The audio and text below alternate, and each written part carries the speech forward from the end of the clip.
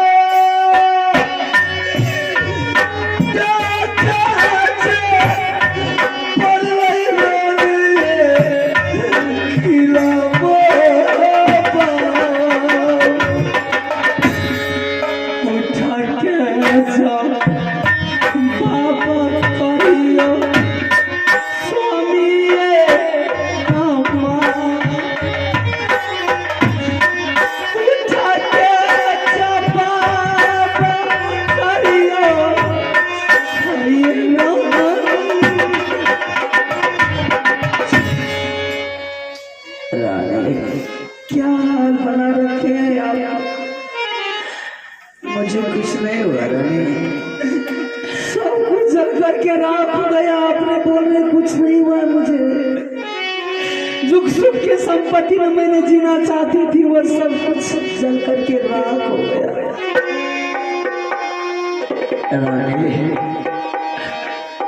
जब से तुम्हारी दिला फना करके मैंने नर्मदा किला से राजमहल लाया था, कभी तूने अपने महल को छोड़ करके दरबार नहीं आता था, लेकिन आज तूने अपने महल को छोड़ करके दरबार को त्याग के जंगल किस लिए आया। और तुम्हारी बदन पर जो पीतमड़िया साड़ी था रानी, उसे तूने छोड़ करके ये फटा पुराना पहन करके क्यों आ गया। जब किस्मत में आगे लगती है ना, तो बताने वाले कोई नहीं मिलते। एक स्वामीनाथ क्या लगा, आखिर क्या हुआ। यही घटना मेरे साथ में भी घटी है। सुनने के लिए चाहते हो तो मैं बता रही हूँ। बोल एक रोज की बात है, बड़ी गोतनी रानी सोना ने कहने लगी कि रानी फूला, आज तारीख से जो भी काम है सब काम तुम करेगी। क्या? मैंने बोली ऐसी कौन सी काम है जो मैं करूंगी। बड़ी गोतनी रानी सोना ने कहने लगी कि आज तारीख से खाना बनाना, बच्चे को खाना खिलाना, कपड़ा सब करना, बर्तन धोना आज तारीख से तुम्हारी काम है। मैंने इस बात से इनकार कर दिया। जैसे ही मैंने इस बात से इनकार किया, मैंने झूठा पकड़ करके जमीन पे गिरा दिया। नहीं रानी, लात मुक्का झाड़ू की मार मारने लगी। जब वो लात मुक्का झाड़ू की मार मारते मारते थक गई तो जो सारी आपने दुल्हन बना करके नर्मदा किला से लाए, वो सारी दुशासन की तरफ मेरी बदन पर से खींच करके धक्के मार करके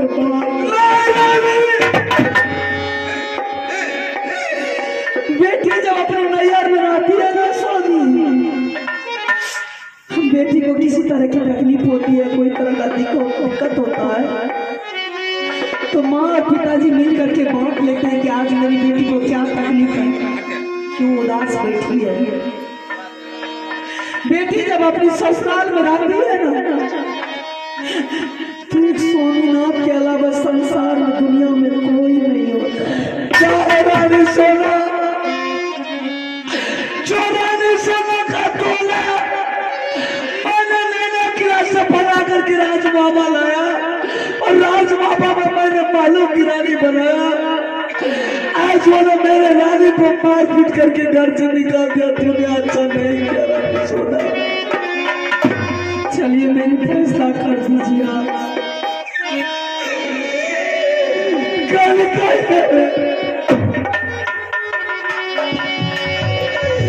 चलो मरानी भाभी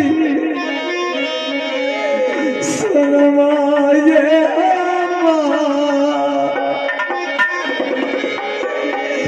कल कहे चलो मरानी। चलिए आज मेरी फैसला कर दीजिए। मैं कह रही हूँ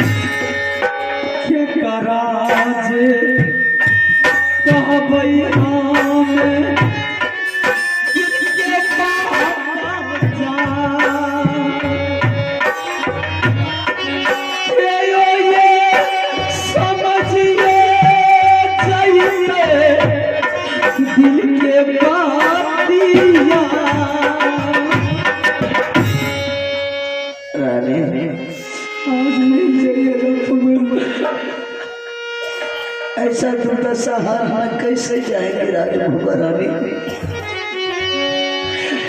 मैं लौट करके दोबारा राजमहल नहीं जा सकता हूँ रानी। कम से कम इस हाल में जब आप आ गए तो कम से कम रानी को भी कहना चाहिए, रानी मुझे इस तरह की वातावरण हो गई है, मैं तुमसे नहीं मिल सकता हूँ। रानी मैंने शर्म के मारे किसी के पास जाकर के नहीं बोला रानी, मैंने चुपचाप घर छोड़ करके निकल पड़ा। अपना रानी को भी छोड़ दिए, कम से कम कहना चाहिए। रानी ऐसा कर, तुम मुझे छोड़ दे रानी। क्या? हाँ रानी, इस हाल में छोड़ दूंगी आप? कब मेरा प्राण चले जाएगा उसका कोई ठिकाना नहीं है रानी। तुम यहाँ से वापस लौट करके राजमहल चले जाओ। फिर मैं उसी दरबार आप भेज रहे जिस दरबार में मुझे कोरा मारा गया था। कुछ नहीं अब बोलेगी। उसी नागिन के पास आप भेज रहे जिस नागिन ने मुझे डस रखी है। तुम्हें मार पीट करके रानी घर से निकल गया। तुम्हारे पास एक बेटा है रानी, जब बेटा वो स्कूल से घर आएगा रानी, कौन तुम्हारी बेटा को भोजन देगा खाने के लिए रानी? बेटा को मैंने मास्टर साहब कह करके आई हूँ। बेटा को कोई तरह का दिक्कत, कोई तरह की तकलीफ नहीं होगी। बच्चा जैसा भी होगा अच्छा होगा, पढ़ता होगा गुरुदेव के पास में। रानी इस हालत में छोड़ के कैसे जा सकती हूँ मैं? निकाल दिया अपना आत्मा से मेरा मोह माया रानी। रानी अगर तुम राजमहल नहीं जा सकती है तो तू मेरे बेटा का भी ममता अपने आत्मा दिल से निकाल दे। तुम राजमहल नहीं जा सकती है तो तुम अपने नेहर तो जा सकती।